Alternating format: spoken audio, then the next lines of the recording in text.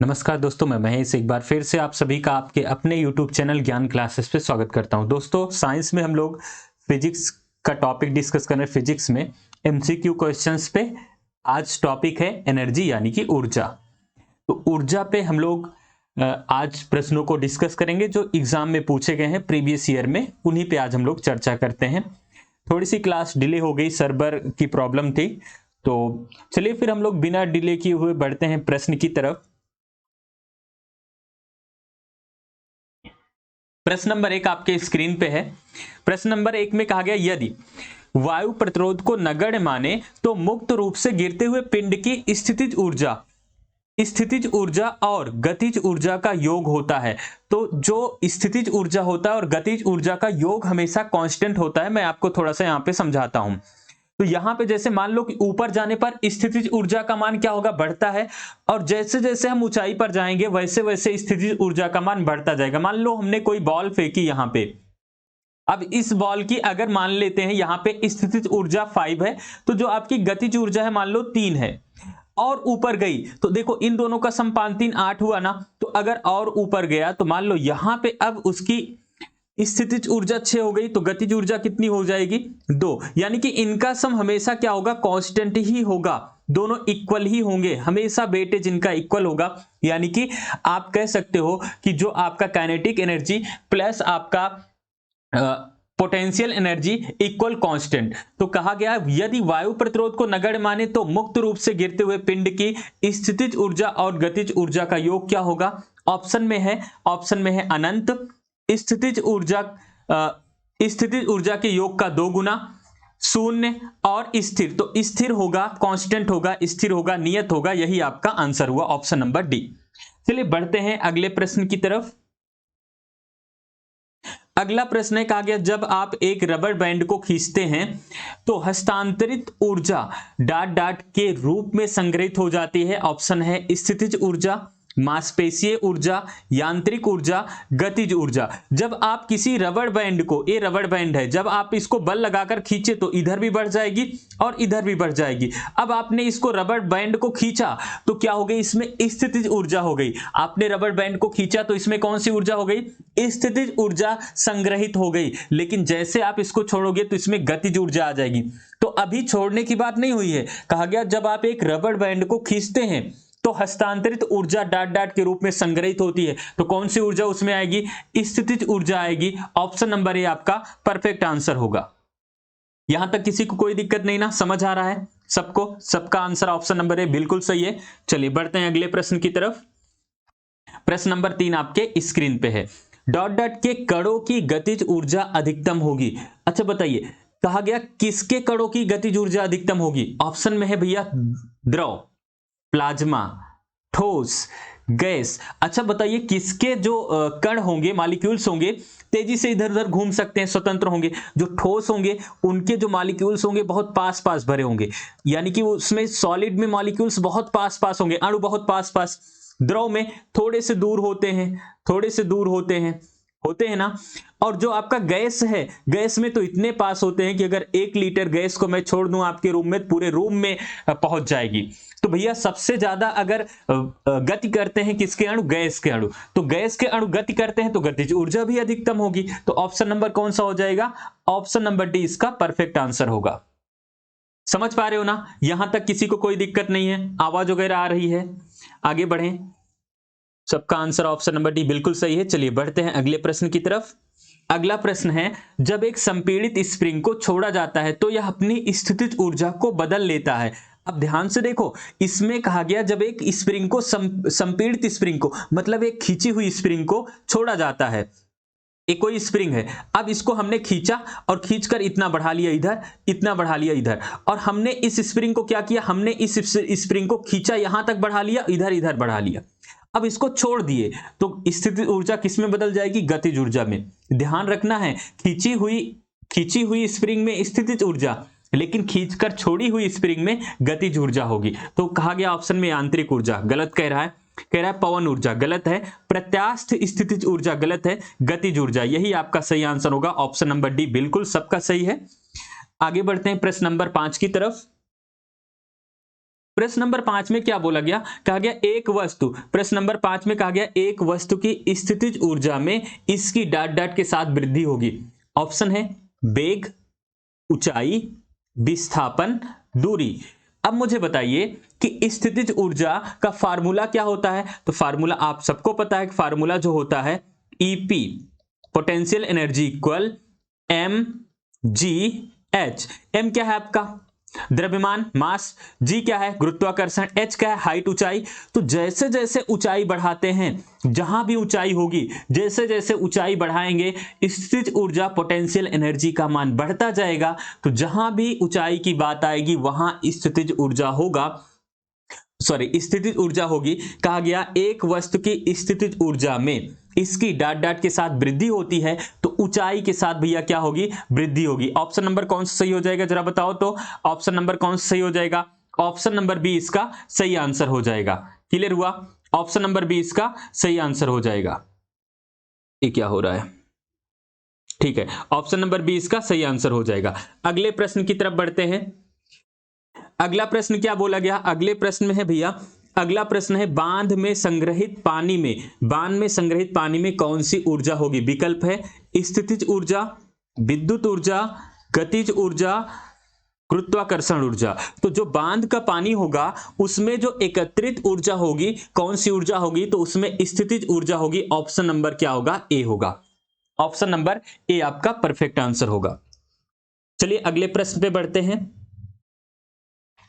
अगला प्रश्न है, कहा गया एक गतिशील वस्तु अनिवार्य रूप से प्राप्त करती है। अब बताइए, मुझे बताइए कि आप बाइक चलाते हो, बाइक खूब तेजी से भगाए हो। अब अगर बाइक भगाए हो तो उसमें स्पीड होगी, और जहां स्पीड मतलब गति, उसमें गति होगी, और जहां गति होगी वहां कौन सी ऊर्जा होगी, गतिज ऊर्जा होगी या नहीं। जहां गति होगी, स्पीड होगी, वहां गतिज ऊर्जा होगी या नहीं, बिल्कुल। तो एक गतिशील वस्तु अनिवार्य रूप से प्राप्त करती है, गतिज ऊर्जा प्राप्त करती है। विकल्प में है स्थितिज ऊर्जा, यांत्रिक ऊर्जा, ताप ऊर्जा। तो एक गतिशील वस्तु अनिवार्य रूप से क्या प्राप्त करती है, गतिज ऊर्जा प्राप्त करती है, जो कि ऑप्शन नंबर ए आपका परफेक्ट आंसर होगा। यहां तक किसी को कोई दिक्कत नहीं ना, आगे चलो फिर। अगला प्रश्न, कहा गया एक कार उच्च गति से 14 सेकंड से चल रही है, यह किस ऊर्जा से संयुक्त है। मुझे बताइए, चाहे वो 10 सेकंड से चल रही है, चाहे 5 सेकंड से चल रही है, वो उच्च गति से चल रही है, भाग रही है। अच्छा, उसमें गति की बात की गई, अगर गति है तो कौन सी ऊर्जा होगी, अगर गति है तो कौन सी ऊर्जा होगी, गतिज ऊर्जा होगी ना। विकल्प पे आते हैं। विकल्प कहा गया भैया गुरुत्वाकर्षण बल, घर्षण बल, स्थितिज ऊर्जा, गतिज ऊर्जा। तो हमारा आंसर कौन सा हो गया, गतिज ऊर्जा, क्योंकि एक कार है उच्च गति से चल रही, चाहे वो 5 सेकंड से चल रही है, 10 सेकंड से चल रही है, तो कौन सी ऊर्जा होगी, गति कर रहा है तो गतिज ऊर्जा। यहां तक किसी को कोई दिक्कत नहीं, आगे चलो फिर। अगले प्रश्न में कहा गया निम्नलिखित में से कौन सी ऊर्जा सदैव धनात्मक होती है। कौन सी ऊर्जा सदैव धनात्मक होगी। विकल्प में है स्थैतिक ऊर्जा, गतिज ऊर्जा, स्थितिज ऊर्जा, गुरुत्वाकर्षण ऊर्जा। अब मुझे बताइए कि निम्नलिखित में से कौन सी ऊर्जा सदैव धनात्मक होती है। अगर आप किसी वस्तु में गति करते हो तो उसकी ऊर्जा, उसकी गति बढ़ती जाती है, उसकी ऊर्जा हमेशा क्या होगी, धनात्मक। गतिज ऊर्जा में ही केवल हम क्या करते हैं, धनात्मक होती है। गतिज ऊर्जा क्या होगी, धनात्मक। कहा गया कौन सी ऊर्जा सदैव धनात्मक होती है, तो गतिज ऊर्जा सदैव धनात्मक होती है। ऑप्शन नंबर बी आपका बिल्कुल परफेक्ट आंसर होगा। अगला कहा गया ऊर्जा, एनर्जी का कॉमर्शियल यूनिट, ऊर्जा का व्यवसायिक इकाई क्या है।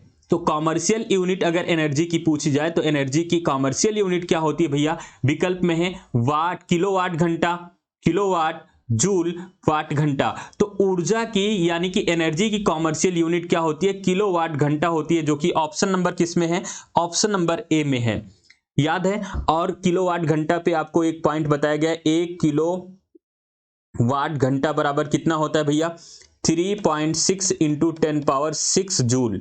अगर ये ऑप्शन में नहीं होगा तो दूसरा ऑप्शन 1 किलोवाट घंटा बराबर कितना होगा, 36 इंटू 10⁻5 जूल। इसको भी याद रखना है, बहुत बार एग्जाम में पूछा गया। ठीक है, आगे बढ़ते हैं। अगले प्रश्न में कहा गया एक संपीड़ित स्प्रिंग में डॉट डॉट ऊर्जा होती है। अब ये तो 20 बार बता चुके हैं कि संपीड़ित स्प्रिंग में कौन सी ऊर्जा होगी, स्प्रिंग खींचोगे तो कौन सी ऊर्जा होगी, स्थितिज ऊर्जा। ये तो बताने वाली बात नहीं है ना भैया। स्प्रिंग को आपने खींचा, चाहे रबर बैंड हो चाहे स्प्रिंग हो, इसको जब खींचोगे तो इसमें कौन सी ऊर्जा होगी? स्थितिज ऊर्जा। लेकिन खींचकर छोड़ दोगे तो कौन सी ऊर्जा होगी बताइए? गतिज ऊर्जा ना। लेकिन यहां पे कहा गया एक संपीड़ित स्प्रिंग, खींची हुई स्प्रिंग में कौन सी ऊर्जा? तो भैया स्थितिज ऊर्जा आपका सही आंसर होगा। चलिए अगले प्रश्न की तरफ बढ़ते हैं। अगला प्रश्न कहा गया किसके अनुरूप वस्तु की गतिज ऊर्जा में वृद्धि होती है?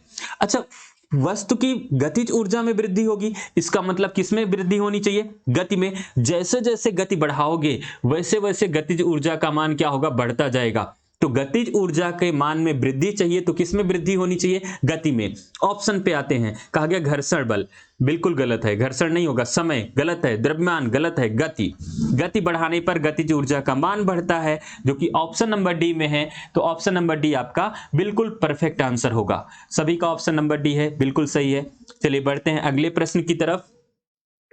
अगले प्रश्न में कहा गया गतिशील वस्तु की गतिज ऊर्जा काइनेटिक एनर्जी किस पर निर्भर करती है? तो काइनेटिक एनर्जी का फार्मूला आपको पता है, के ई इक्वल क्या होगा? E K kinetic energy equal half M V square. M से क्या होगा? मास यानी द्रव्यमान, और वी से आपका वेग। तो द्रव्यमान और वेग पर निर्भर करता है। गतिज ऊर्जा किस पे निर्भर करता है? द्रव्यमान और वेग पर। ऑप्शन पे आते हैं। वजन और इसके स्थान गलत है, द्रव्यमान और इसके स्थान गलत है, द्रव्यमान त्वरण गलत है, द्रव्यमान और वेग बिल्कुल। ऑप्शन नंबर डी इसका सही आंसर होगा।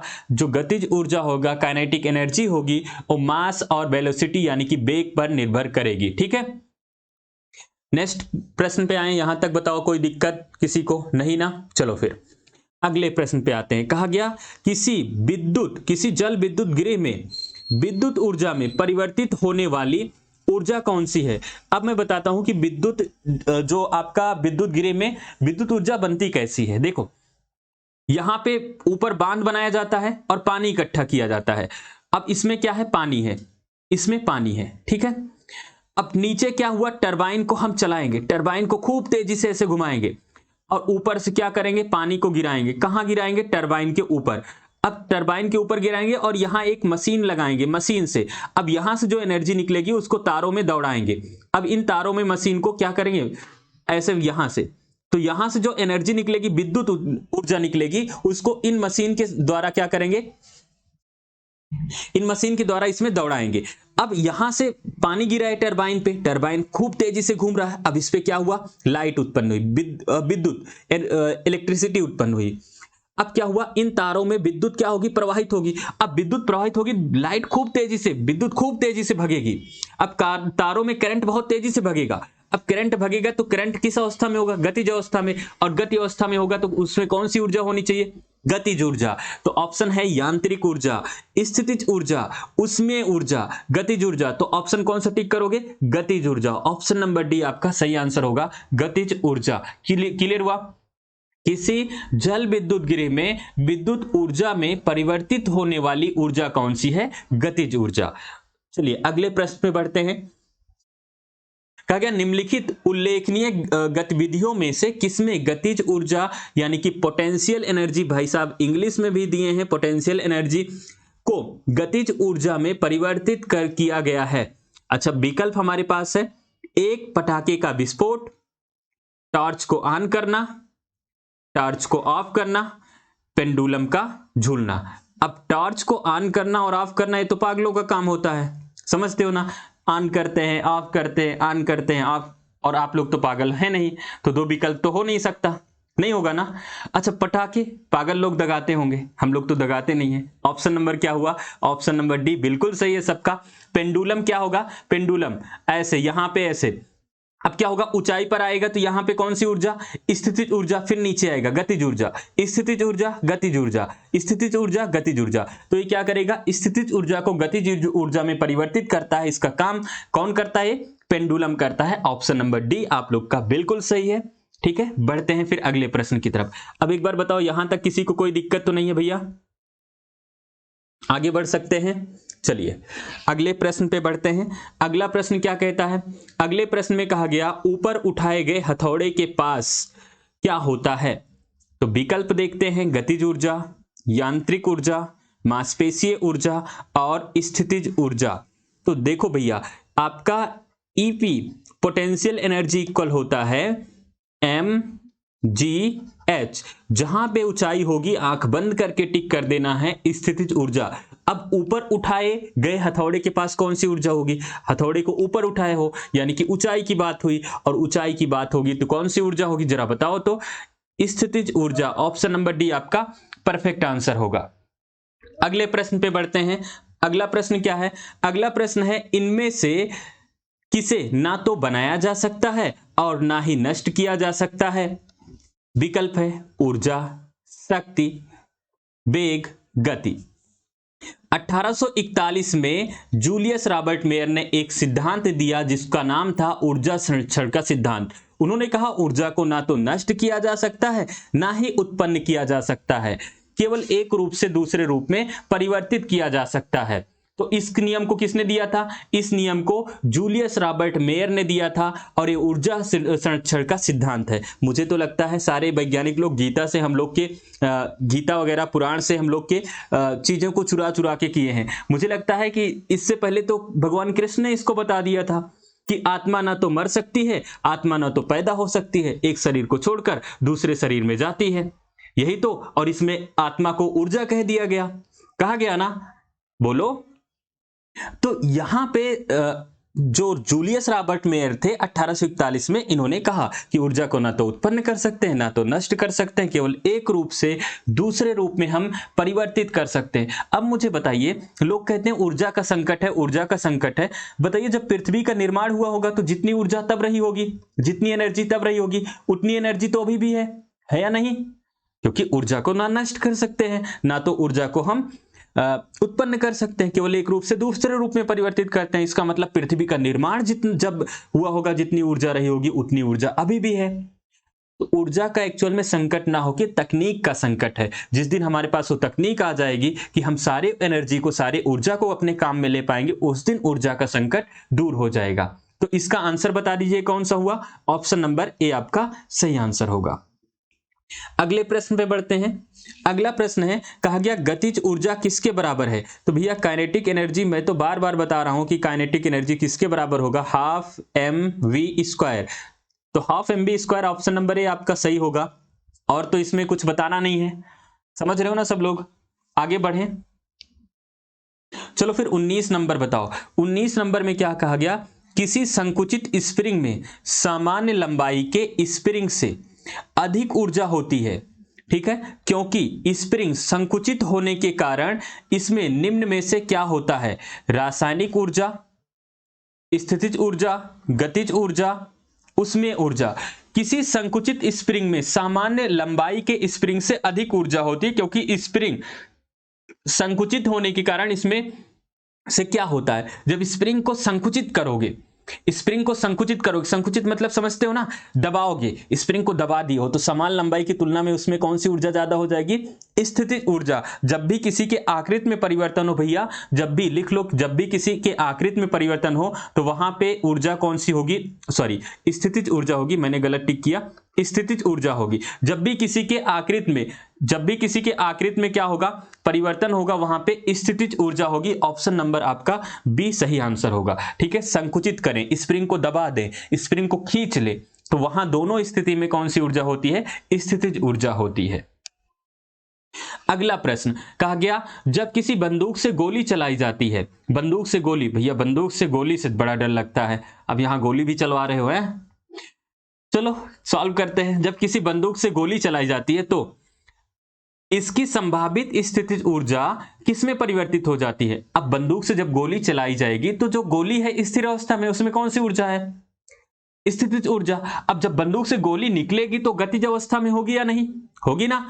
और गतिज अवस्था में होगी तो उसमें कौन सी ऊर्जा होगी? उसमें गतिज ऊर्जा होगी, क्योंकि बंदूक से गोली निकलेगी तो गति की अवस्था में होगी, और जहां गति होगी वहां कौन सी ऊर्जा? गतिज ऊर्जा। ऑप्शन नंबर ए बिल्कुल सही है।